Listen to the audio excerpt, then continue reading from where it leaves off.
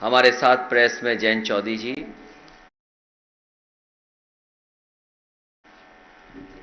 और दोनों दलों के जिलाध्यक्ष, आरएलडी के जिलाध्यक्ष मुकेश सैनी जी, समाजवादी पार्टी के जिलाध्यक्ष अशोक और हमारे साथ तीनों प्रत्याशी जो गठबंधन के वो मौजूद हैं। मैं सबसे पहले यहाँ के तमाम स्वतंत्रता सेनानी जिनके संघर्षों से और जिनको आज भी हम लोग याद करते हैं, मैं उनको प्रणाम करता हूँ। जहाँ पहले चरण का चुनाव किसानों का चुनाव होने जा रहा है, ये इलाका वो है जहाँ किसान जागरूक भी है, किसान समझदार भी है और किसानों के लिए जिन्होंने सबसे पहले एक रास्ता दिखाने का काम किया, उनको आर्थिक रूप से मजबूत करने का काम किया, मैं चौधरी चरण सिंह जी को याद करता हूं। उनका लगातार अपने जीवन में जो प्रयास रहा, उनका लगातार जो संघर्ष रहा, उससे आज किसान जागरूक है। जहां चुनाव होने जा रहा है, ये भाईचारा बनाम भारतीय जनता पार्टी चुनाव है। ये चुनाव भाईचारा बनाम भारतीय जनता पार्टी चुनाव इसलिए मैं कहता हूं कि आज उत्तर प्रदेश के किसान, नौजवान, व्यापारी, हर वर्ग के लोग नेगेटिव पॉलिटिक्स को हटाना चाहते हैं। जो नकारात्मक सोच से राजनीति करना चाहते हैं, उन्हें हटाना चाहते हैं। और आपने पूरे उत्तर प्रदेश में देख लिया है, इतना आक्रोश और तिरस्कार किसी भी नेता का नहीं हुआ होगा जितना भारतीय जनता पार्टी के विधायक और उनके लोगों का हो रहा है। जहां जहां से आप जानकारी करेंगे, वहां खबरें आ रही हैं कि भारतीय जनता पार्टी के नेता जिन गांव में जा रहे हैं, वहां जनता आक्रोश में है और कई जगह इनके विधायक, इनके नेताओं को तिरस्कार का सामना करना पड़ रहा है। कल ही देश का बजट आया, कहते हैं अमृत काल का बजट है, अमृत बजट है। तो पिछले जितने भी बजट थे वो क्या जहर थे? ये भारतीय जनता पार्टी के लोग सोचते हैं कि हम शब्दों के खिलवाड़ से लोगों को भ्रमित कर सकते हैं। अमृत काल का बजट, अमृत बजट कहना, पिछले जो भी बजट थे वो जहर समान थे क्या? और अगर हम सही मायने में देखें तो भारतीय जनता पार्टी भी देखिए क्या है, गरीबों के लिए हीरे सस्ते किए हैं, चप्पल जूते सस्ते किए हैं।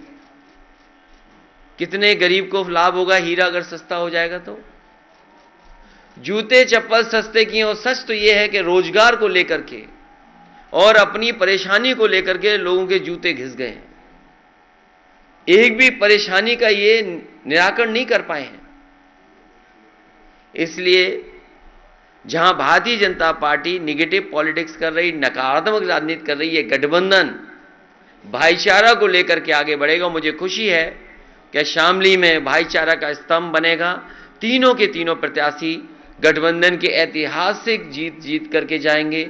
हम भरोसा दिलाना चाहते हैं जनता को, जो समाजवादी पार्टी और गठबंधन ने वादे किए उन वादों को पूरा करेंगे। सबसे बड़ा यहाँ के कर्मचारियों की मांग हमेशा रही कि ओल्ड पेंशन बहाल हो। मैं अपने कर्मचारी संगठनों को और कर्मचारियों को भरोसा दिलाता हूँ कि पुरानी पेंशन बहाल होगी। वहीं घरेलू बिजली के लिए 300 यूनिट और सिंचाई पहले की तरह किसानों को मुफ्त होगी। ये सरकार ऐसी है जो खाद नहीं दे पाई, अभी भी चीनी मिलों का भुगतान नहीं कर पाई। और जहां पर बिजली उत्पादन बढ़ाना चाहिए था, भारतीय जनता पार्टी ने केवल बिजली महंगी की है।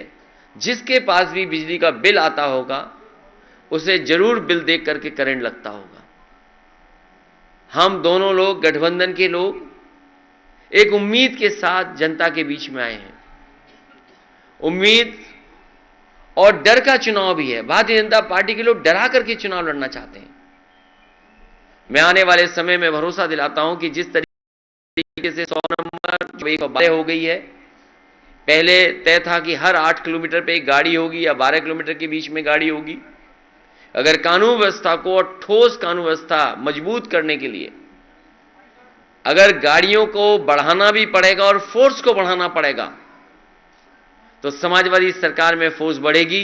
अभी तो पुलिस को जो इंतजाम किया था कि 15 मिनट में पहुंच जाए, 20 मिनट में पहुंच जाए, लेकिन जब गाड़ियां दुगनी हो जाएंगी तो मैं समझता हूं पुलिस का रिस्पांस सिस्टम जो बनाया था समाजवादियों ने वो कम समय में मदद के लिए पहुंच जाएगा और जो भी कानून व्यवस्था के साथ खिलवाड़ करेगा उसके ऊपर सख्त से सख्त कार्रवाई होगी। मैं ये भरोसा दिलाता हूं। इन्हीं शब्दों के साथ मैं एक बार फिर शामली की जनता से और आसपास के हमारे जितने भी पहले चरण के चुनाव हैं, मैं अपील करता हूं अपने प्रेस के साथियों के माध्यम से कि एक एक प्रत्याशी को जिताने का काम करें।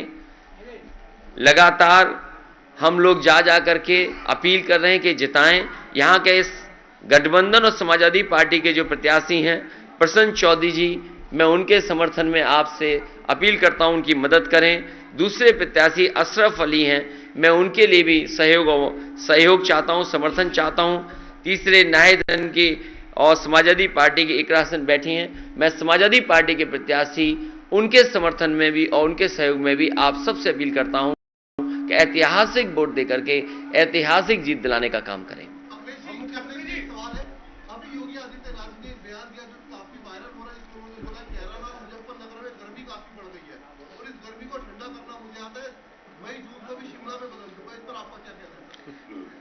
आप मुख्यमंत्री जी से क्या उम्मीद कर सकते हो? मुख्यमंत्री जी ये बताएं कि बिजली का बिल सस्ता होगा कि नहीं होगा। और मुख्यमंत्री जी की भाषा ये पहले दिन में नहीं सुन रहा हूं, पहले दिन की ये बात नहीं है जिस तरीके से वो बात कर रहे हैं। और मैं तो कहूंगा कि इलेक्शन कमीशन इस बात की नोटिस ले कि एक मुख्यमंत्री की भाषा ही नहीं हो सकती। और जहां तक गर्मी का सवाल है, जिस दिन गर्मी खत्म हो जाएगी उस दिन हम लोग मर जाएंगे। जितने भी हम लोग बैठे हैं, अगर गर्म खून हमारे अंदर नहीं बहे तो हम जिंदा क्या रहेंगे। लेकिन जहां तक सवाल मुख्यमंत्री जी का है, उनका एफिडेविट देखिए कितनी धाराएं उनके ऊपर थी। भारतीय जनता पार्टी सोच रही है कि गलती तो नहीं कर दी उन्हें मुख्यमंत्री बना करके। तो ये जो मुख्यमंत्री जी के अंदर गर्मी आ रही है वो इसलिए गर्मी आ रही है कि ये टिकट जगह जगह मांग रहे थे, इनकी मनपसंद टिकट उन्हें नहीं मिली, उन्हें वापस उन्हें घर भेज दिया गया है। प्रधानमंत्री जी ने इन्हें पैदल पैदल चलाया। जो पैदल पैदल चल रहे हैं और बेदल हैं, कभी मुख्यमंत्री से पूछेगा उनका दल कौन सा है, क्या वो भारतीय जनता पार्टी के सदस्य हैं? और भारतीय जनता पार्टी ने तय किया है कि जिस तरीके से इन्हें पैदल पैदल चलाया, आने वाले समय में इनको कुछ मिलने वाला नहीं है, इसलिए इनकी भाषा बदल गई है। और जब से गठबंधन के लोग और गठबंधन के लोगों को समर्थन मिला है, इनके चेहरे पर तोते उड़ गए।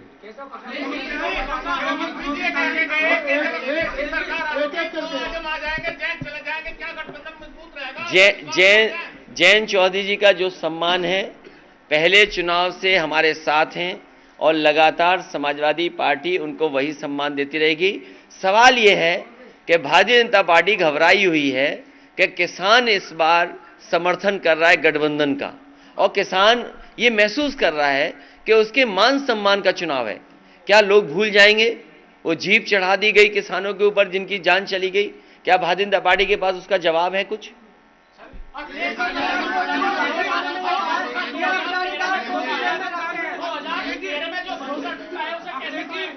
इसीलिए मैंने कहा ये चुनाव भाईचारा बनाम भारतीय जनता पार्टी है। भारतीय जनता पार्टी की नकारात्मक राजनीति है, उनके हर भाषण में नकारात्मक देखोगे आप।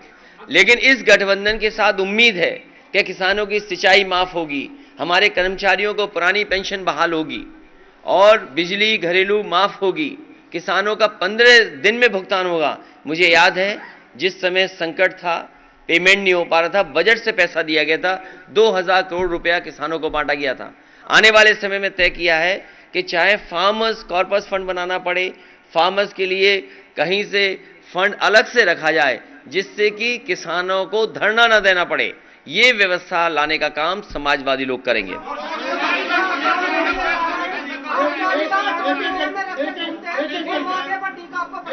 कौन कह रहा? अरे तुम लगा दो टीका। कौन कह रहा है? मैं तो कहूंगा केशव प्रसाद जी आए, हमें जीत का टीका लगा दें आके।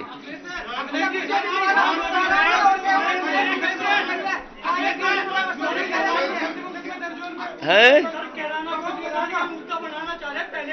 ये देखिए वो कंफ्यूज हैं।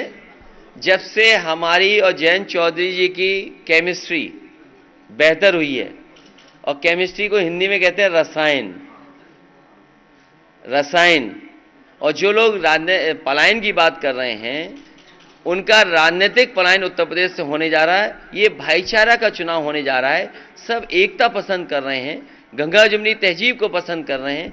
केवल भारतीय जनता पार्टी को अपनी उपलब्धियां न बतानी पड़ जाएं, इसलिए जानबूझ करके जनता को भ्रमित कर रहे हैं।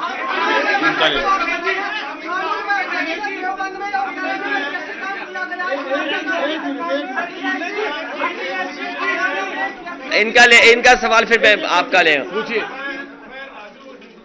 जी जी जी जी। मेरा प्रश्न ये है कि sir sports is a major connecting force in western UP with youth. अभी तक अलायंस में सर स्पोर्ट्स को लेके अपनी कोई पॉलिसी। मैं कई बार देखता हूं नौजवानों को अपनी नौकरी को लेकर के या खेल में कहीं न कहीं प्रतिभागी के रूप में शामिल होने के लिए देखता हूं, सड़क में, खेत में, या जहां भी टेम्परेरी व्यवस्था कर लेते हैं। मैं सभी खिलाड़ियों को भरोसा दिलाता हूं, जिस समय नेताजी ने शुरू किया था यश भारती सम्मान और लगातार खिलाड़ियों को दे रहे थे, उनका भोजन, पौष्टिक आहार बढ़ाना, स्पोर्ट्स फैसिलिटीज़ को, स्पोर्ट्स इंफ्रास्ट्रक्चर के लिए मैं ये भरोसा दिला सकता हूं कि वेस्टर्न यूपी में बड़े पैमाने पर लोग जाते हैं खेल में और खेल में रुचि रखते हैं।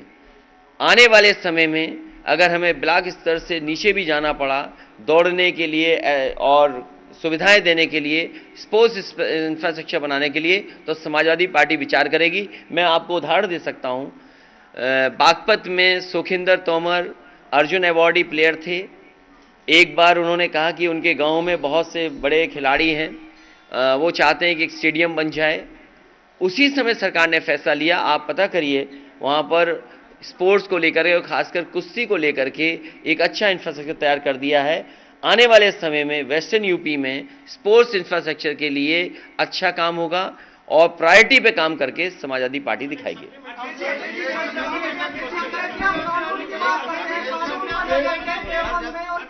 ये मैं इनका खत्म हो जाए फिर मैं कब बता दूंगा कानून व्यवस्था।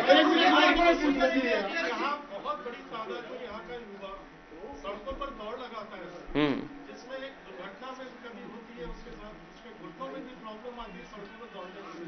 मेरा ये आपसे प्रश्न है कि जैसे आपने साइकिल ट्रैक पूरा बनाया था क्या समाजवादी रनिंग ट्रैक गांव में देंगे?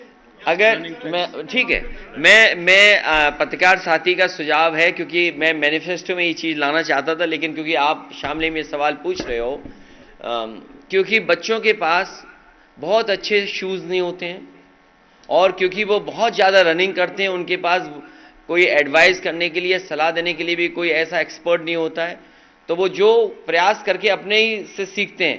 मैं भरोसा दिला सकता हूँ कि गांव स्तर पे भी अगर हमें रनिंग ट्रैक देना पड़ा, लेकिन उसमें ज़मीन की थोड़ा सा मदद, सहयोग अगर ग्राम वाले करेंगे तो बहुत ज़्यादा पैसा खर्च नहीं होगा।